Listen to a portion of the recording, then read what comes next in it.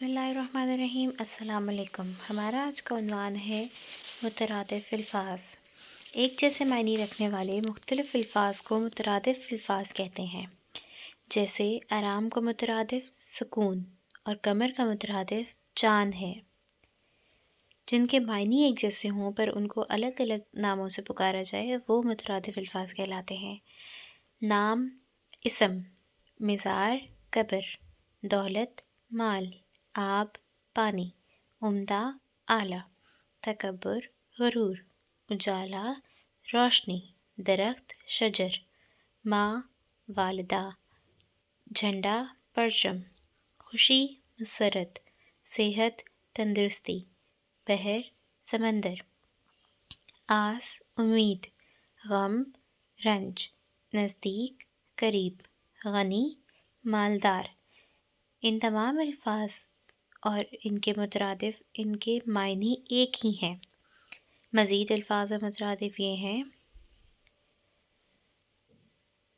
حکیم، طبیب، رخصت، چھٹی، طاقت، قوت، رفیق، ساتھی، قدیم، پرانا، غریب، مفلس، باپ، والد، سست، کاہل، ثمر، پھل، دولت مند، مالدار، صاف ستھرا، بدن، جسم، موت، مرگ، فتح، جیت، فقیر، گداگری، یوم، دن۔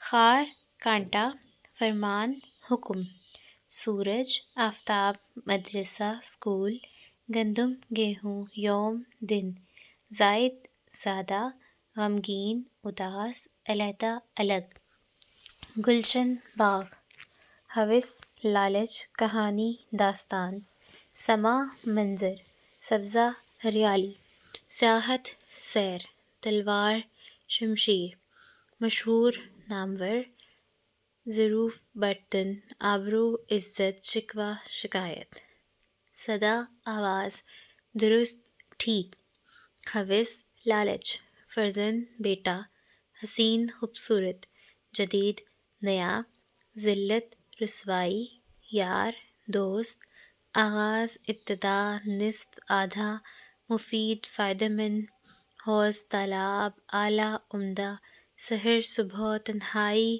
خلوت، دبلا پتلا، قربانی، اثار، مصائب، مشکلات، آس، امید، فعل، ہاتھی۔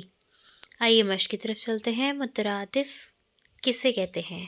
مترادف کی تعریف لکھنی ہے اور چند ایک مثالیں بھی لکھنی ہیں۔